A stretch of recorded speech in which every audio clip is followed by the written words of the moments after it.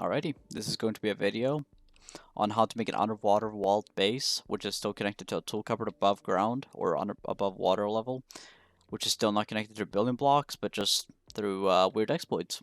This was first invented by Twisiteds about 10 months ago, but then it kind of died down because no one really knew how to use it, and then recently Budsatawny or R Cinder made a bunch of videos on how to use this in an efficient way, and I played around with it some, and realized how to make this into an actual working exploit base underwater.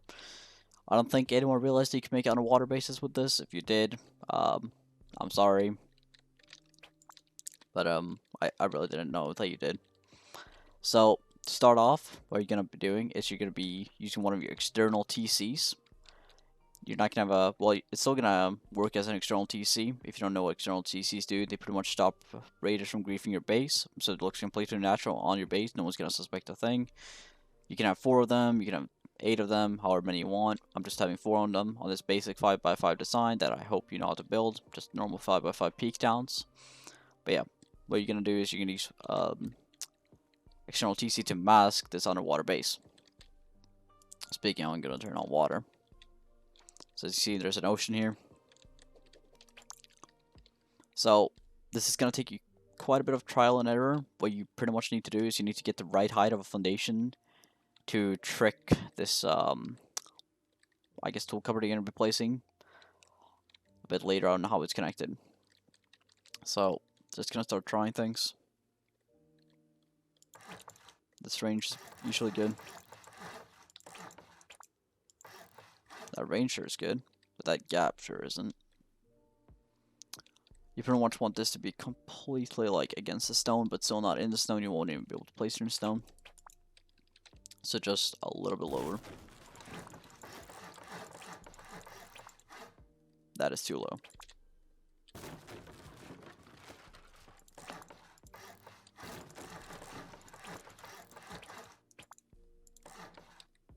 Now, that is done correctly. So, in vanilla, you're not going to be able to use fancy buttons to remove things like I am. You're going to be using a tool or something. So, the problem with this is you will need a floor grill, which is a blueprint, and explosive ammo, because you need to break this floor grill before you break this floor frame for this exploit to work. So, you're going to need to upgrade this frame to probably wood, as well as this, just to remove splash damage. And then you're going to place your tool cupboard. And if you did this correctly, it has metal fragments in its upkeep. This does not have any metal fragments on it. It's currently upkeeping this grill and this wood. So what you can do now is you can shoot some explo ammo, which is going to take you ages in vanilla.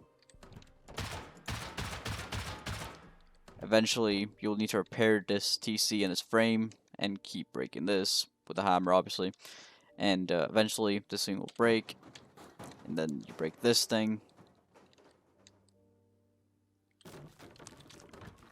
And now this thing is not upkeeping the stone, but you're tricking it into upkeeping this, which is not connected to. As you can see, there's a huge gap. Now you can place walls. Doesn't really matter. Now, how you break this is really important. First that floor, then that floor. These walls is not of an important order. What you do now is you take these foundations into the ocean. In vanilla, you'll be wanting to use a scuba mask and a wetsuit and a diving tank and the boots I'm wearing, the diving fins, for this to work. Though what I'm going to do is I'm going to use an admin tool which just turns off water to make my life easier. So, a really important thing, which I'm going to mention while building into the ocean, is I'm currently on a custom map, which you're probably not going to be on vanilla. The only custom thing about this is the islands around. The ocean bottom will still be flat on procedural maps. I think even Happist maps. So you'll be fine. You can still do this and still get a flat base on the bottom of the ocean. If you really want to get a big one, I just recommend a small one. A really important thing is also living in the snow, because in the snow biome you get 100% wet, 100%, or not 100%, but minus 43 cold, and I think like minus 80 cold if you're swimming in the dark or nighttime. Now, why is this good? Because it's gonna kill anyone really trying to swim to it, and there's also nothing or no reason to swim in the snow except this if they've seen this video. Because in the green, there's dive sites, there's trash piles, there's a lot of reasons to be driving around there. With boats, in the desert, same thing. In the snow, there's pretty much nothing. You can even jump above on ice sheets, which usually spawn on top of the water. Now, we're gonna go back up here, and we're gonna gradually break these as we place them. It's real important. If I break this one right now, the entire thing would be ruined. The tool cupboard up top on that we just placed on that grill or remove the grill would realize that it's being tricked and would start upkeeping these stone foundations up there again. Alright, down here we can start building our base. I don't want to pump it. I'm just gonna make a small base for showcasing. Add some honeycombing.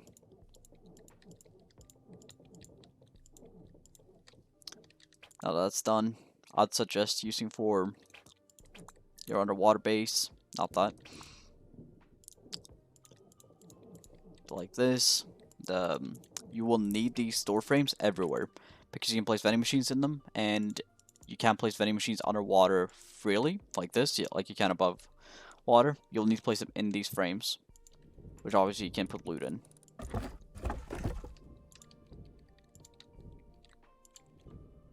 I imagine Facepunch will patch this one by making it so you just can't place vending machines underwater, because I think that's the lost unlootable, or not unlootable but lootable, that you can place underwater. Just gonna add the wall honeycombs. Something you can also think of when designing your base underwater is that there's no splash damage. You can't shoot rockets or explosive ammo underwater, just C4 satchels, bean cans. So you don't need to worry about splash damage as much. You can just kind of build freely, have different loot rooms, etc. And upgrade this to stone real quick. Place some garage doors. Also, this video is completely raw footage. I'm not going to be editing because I hate doing it. I enjoy making videos. I'm not going to be spending time editing. Now, because that honeycombing works already as honeycombing, because the vending machine is not lootable from this side, it just opens a shop. You might as well metal this. No need for floor stacking to split it up because there's no splash damage. And now it's 4 C4 to get in, 2 C4 to blow into the next one because there's no C4 rocket combo. There's 3 satchels, and I'm pretty sure C4 I think is the combo underwater then. So now this tool cupboard upkeeps that underwater base. As you can see, this is clearly not enough upkeep, or this is clearly not enough structure to have this large upkeep. Even though you can think that sometimes with a huge upkeep in Rust, but no, it's not.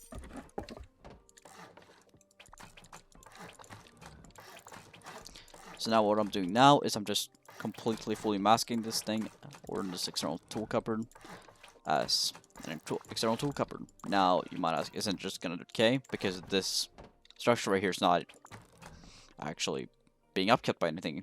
This TC right here is a fake TC, which is upkeeping something underwater. Well, it's simple. You just place a new TC, and you put, in vanilla, you want to have this high stack size. But you just put, like, considering it's just 600 stone, you can put 2 rows of stone in here, and it should be upkept for a couple weeks, and you want it to touch it again. Oh, right, metal also, for the windows. So now, it just looks like a completely normal TC. If they do blow in, there's going to be a code lock on it, so they're not going to be able to see the upkeep. If they do break this tool cupboard, they're going to, well, realize that they still don't have a building privilege, and they're going to start wondering, but they're probably just going to think that this base reaches enough privilege out here.